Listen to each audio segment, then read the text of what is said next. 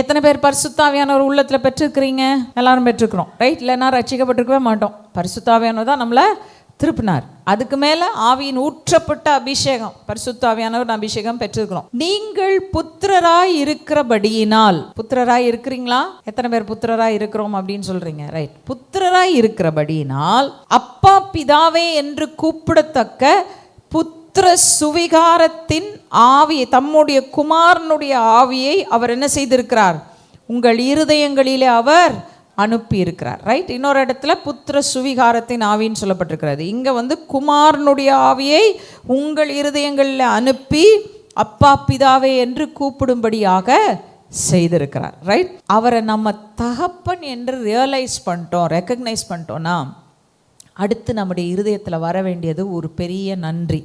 தேவன் தான், ரைட்? தேவன் தகப்பனை போல இடைப்பட மாட்டார். பழைய ஏற்பாட்டு காலத்தில் இஸ்ரவேல் ஜனங்கள் அவரை தேவனாக பெற்றிருந்தார்கள். நீங்களும் நானும் அவரை தேவனாக அல்ல, அவரை தகப்பனாக பெற்று நாம் அவருடைய பிள்ளைகளாக இருக்கிறோம். இதை தவிர வேற பெரிய ஒரு பாக்கியம் இந்த உலகத்தில் வேற ஒன்றுமே. அல்லேலூயா.